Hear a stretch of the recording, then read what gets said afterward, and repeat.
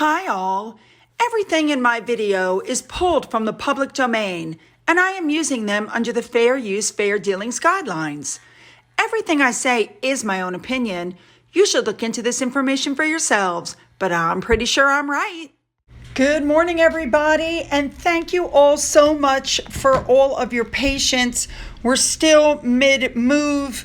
It's going to be a few weeks of just basically driving back and forth, moving stuff, but the main stuff is over, so hopefully I'll be able to do a video every other day for the rest of this week while I catch up, okay? So let's just jump in with the stories that have been coming on. Let's go. We're going to start off covering some things that have to deal with the coronation of King Charles. Apparently, they will be welcoming people back into the Abbey starting on Monday, May 8th. Also, this picture you're looking at, this is called the Coronation Theater.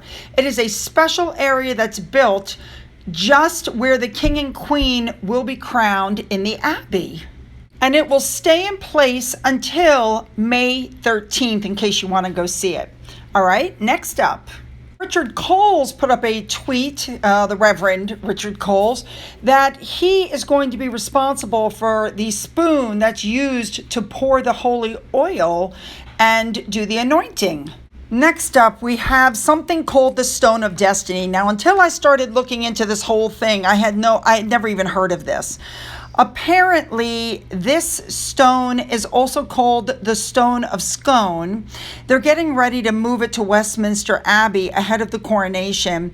It is in Edinburgh Castle, and apparently it's very historically significant for England and Scotland, and they're going to move it in a top secret operation before it's inserted into the coronation chair, where it was located for 700 years after King Edward seized it from Scotland in 1296. That is like crazy.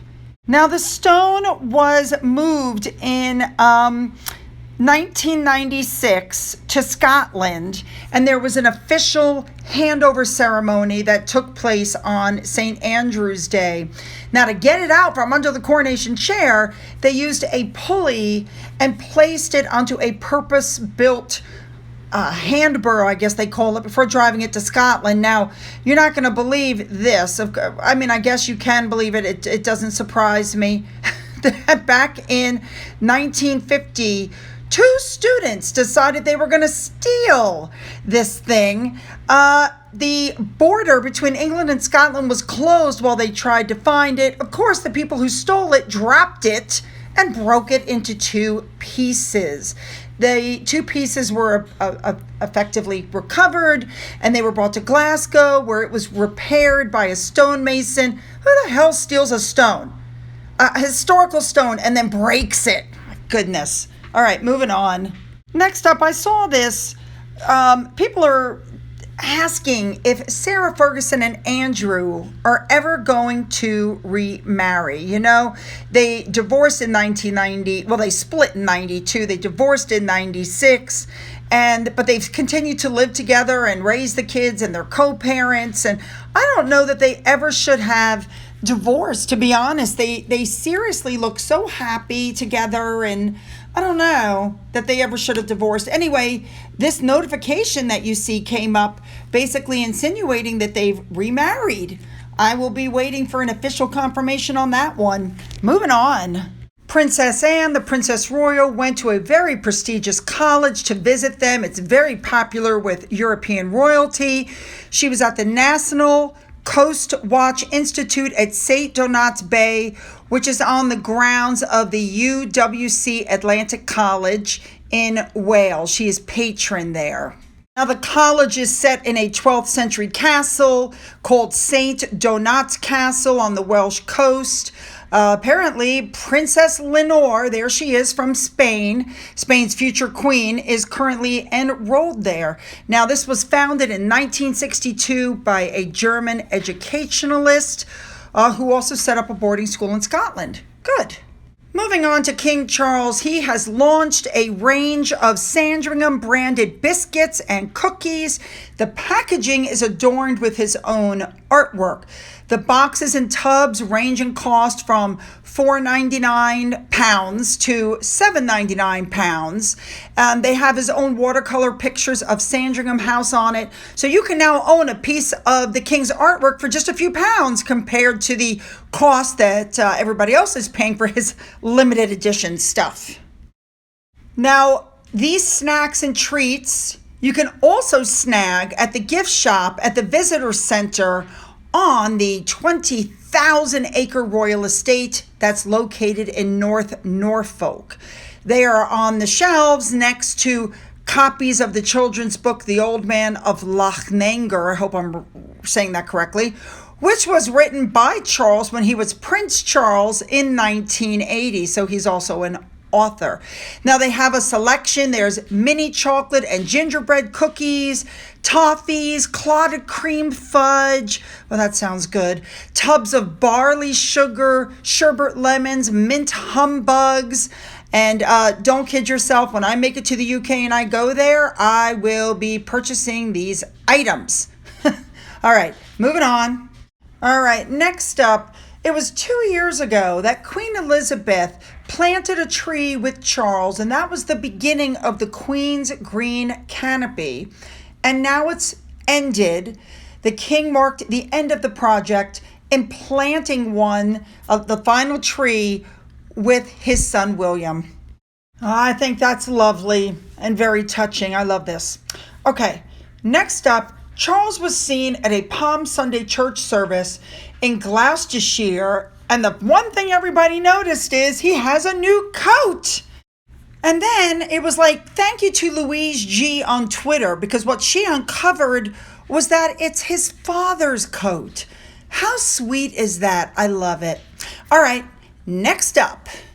Also, just as a quick little reminder, it's been reported that King Charles's portrait is going to replace the Queen's portrait, where it's, in town halls and schools and courts and all the places that normally you would find the Queen's portrait hanging. Now, King Charles his picture is going to take its place, rightfully so. Moving on. Next up, I want to thank According to Taz for this photo.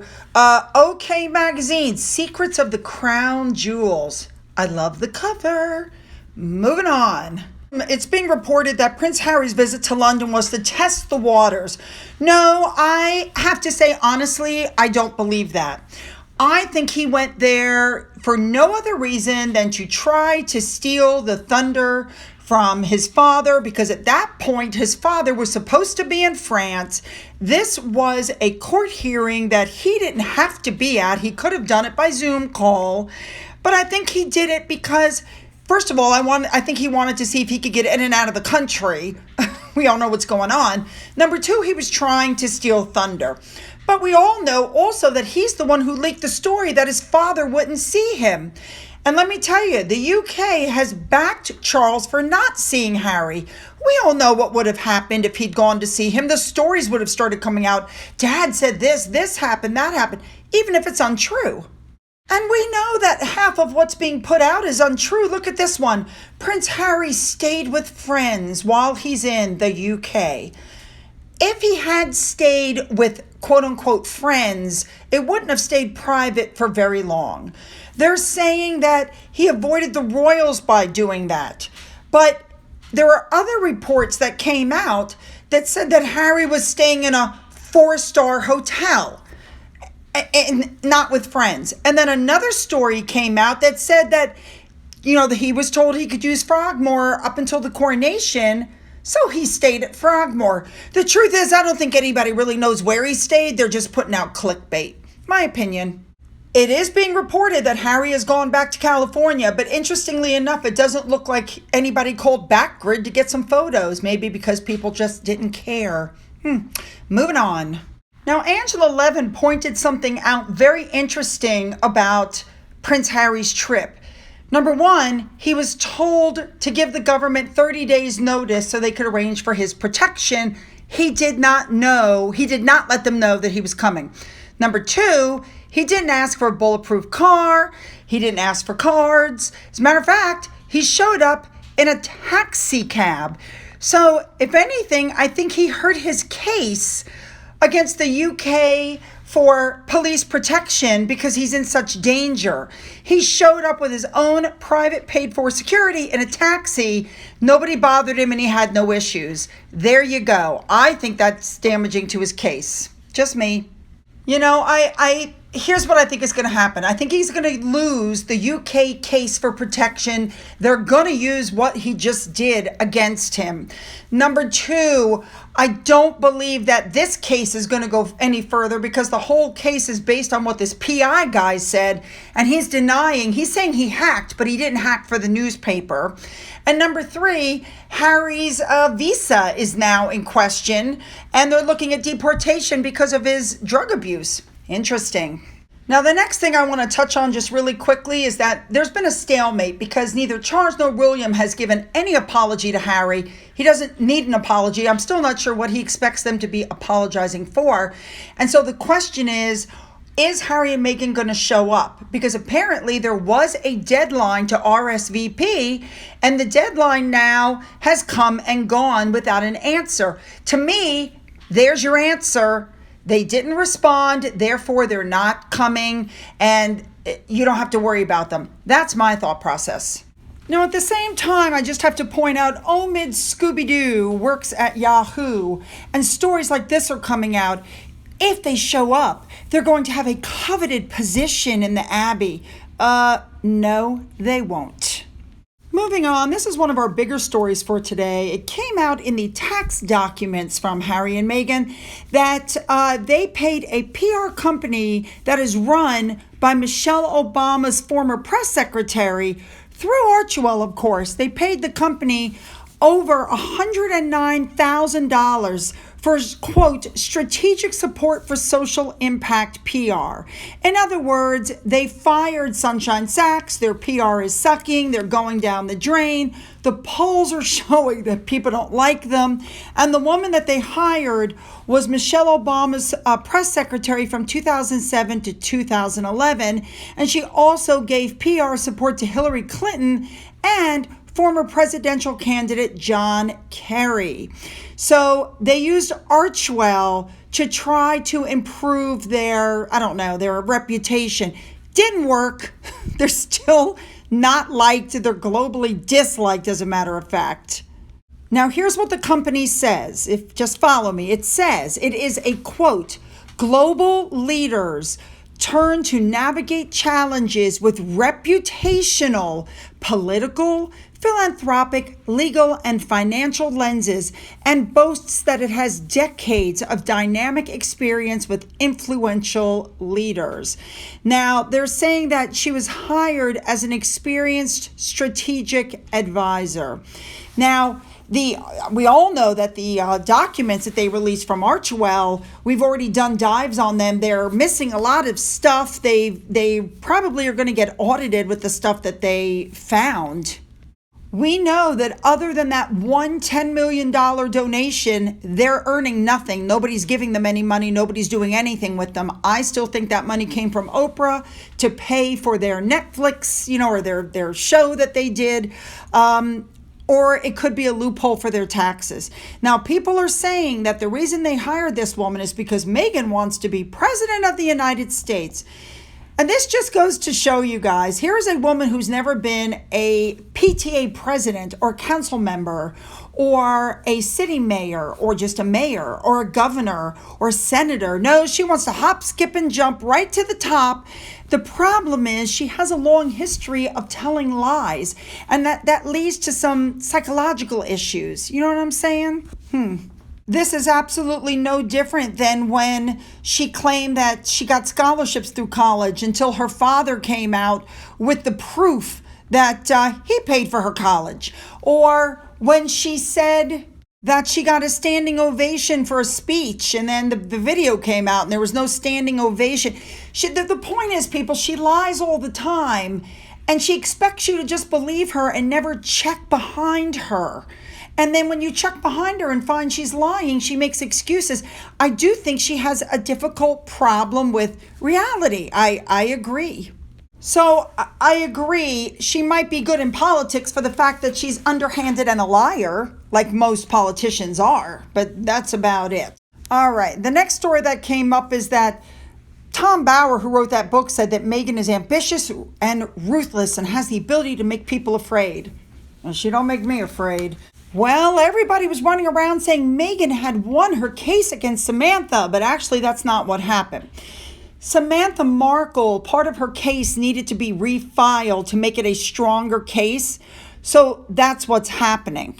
So what actually happened was last Friday, the judge, Charlene Edwards Honeywell, she dismissed the part of the claim that was against Meghan Markle, which related to what she said in Finding Freedom, written by Omid Scobie. So Samantha's attorney is simply going to refile, putting greater emphasis on what Meghan said during the interview with Oprah when she and Harry sat down with her in 2021. So the judge said that she can't be found liable for an opinion that she gave in Finding Freedom. But we also know that she wrote things down to give to Omid Scobie that were lies. So my friends, this case is far from over because now Omid Scobie could be pulled into it or will be pulled into it. Where'd you get this information? Oh, I got it from Meghan Markle. Here we go. All right, let's cover our last story. All right, here we go. Last story. The Foundation Women of Vision Award, which is run by America's oldest women's foundation, is going to be giving Meghan Markle another award. She's going to receive accolades for her, quote, global advocacy to empower and advocate on behalf of women and girls through Archewell. Now, for those of you who are unaware, one of the co-founders of this thing is Gloria Steinem. Yes, Gloria Steinem, her personal friend who she did cold calls with during the election. And that is going to be who will be presenting the award to her. So once again, she's purchased another award. So while William and Catherine are running around bestowing awards and handing out awards and showing people the wonderful things in the world, Meghan's running around collecting awards from people that she's either paid through donations or people who are friends of hers. Talk about feeding the narcissist. Wow.